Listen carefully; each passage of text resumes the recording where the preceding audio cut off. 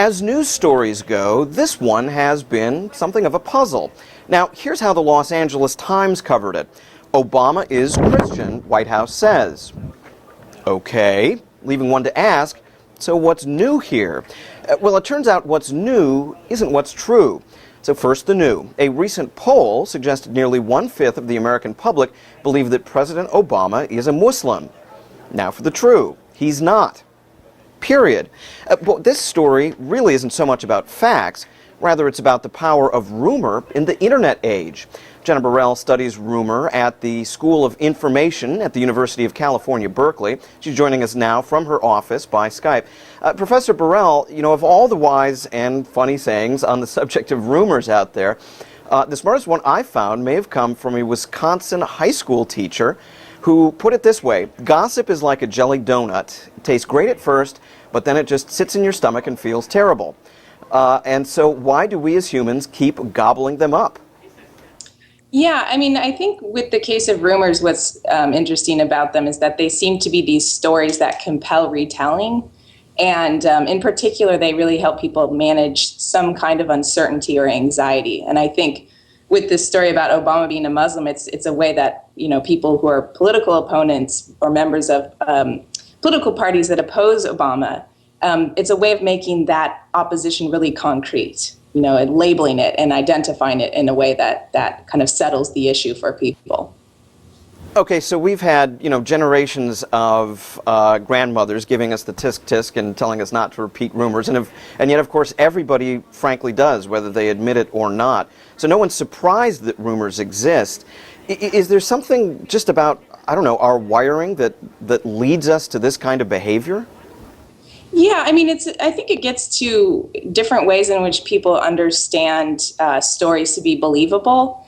And kind of the formal official determination of what's believable has to do with looking at the source. Do you have a good source? Is it, you know, a good journalistic outlet? But there's another way in which people kind of arrive at what's believable, which is through the retelling of a story. So if you hear, I think this explains why the percentage of Americans who believe Obama is a Muslim has gone up.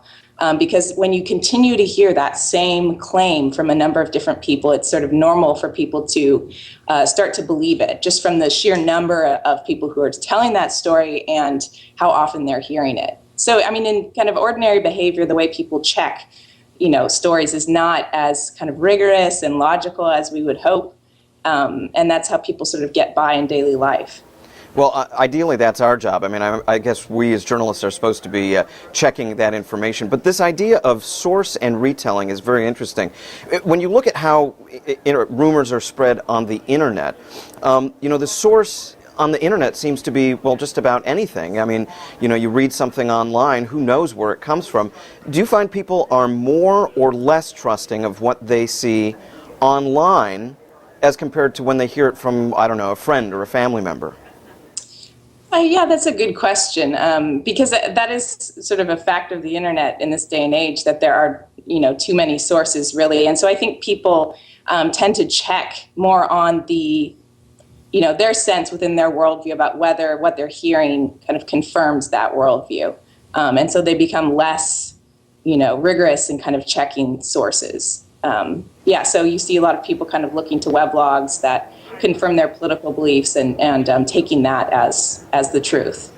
And to this question of retelling, I mean, the internet now allows us to retell a story not just, you know, around the corner, around the block, around our school, but frankly around the world. How is this changing how rumors spread, how they seep into people's belief system? Yeah. Rumors, to start with, are these stories with these interesting properties that people want to tell them, and they spread quickly. And then I think when you add the internet into that, you have, you know, the possibility of these stories being even further spread, even more rapidly circulating the globe. So it seems to add fuel to the fire, I think. I think it was Liz Smith, the gossip columnist, who used the phrase. She says, you know, gossip is just news running ahead of itself in a satin red dress, which kind of speaks to this, I mean, this dual nature of news and rumor. I understand that you have an interesting experience, or you've been studying an interesting example of this in Accra in Ghana. Yeah, that's right. I got very interested in rumors when I was initially doing some research there because I was hearing rumors such as this idea that Bill Gates was illiterate, that he had dropped out of school at the age of 12, which was sort of a reinvention of the actual story, which is that he left Harvard to pursue his entrepreneurial interests. But that story that he was an illiterate, that he came from humble beginnings, really resonated more in Ghana than it would elsewhere in the world. And so kind of pursuing that sort of interesting story, I learned recently that a few days after the earthquake in Haiti, there was a rumor that circulated just over the course of about 24 hours throughout the entire country of Ghana that there was an impending earthquake that was going to strike there. And, 10, 20 years ago, when people didn't have mobile phones, the distance that sort of a story would have circulated would have been very limited. But now that there's good cell phone coverage throughout the country and everyone seems to have a cell phone, that story spread so rapidly that you had huge numbers of Ghanaians actually leaving their homes in the middle of the night to stay out of doors because they're worried about being crushed by this impending earthquake, which of course never happened. I live in the Bay Area, so I can tell you can't predict earthquakes, but that wasn't widely understood there. Exactly. So the technology, these mediation technologies, that's a great example of how it can really fuel the fire of that kind of story. So if the technology can fuel the fire, can really speed up how quickly these things spread around, has it also changed how quickly these rumors can be shot down, or is that really not quite keeping so much pace?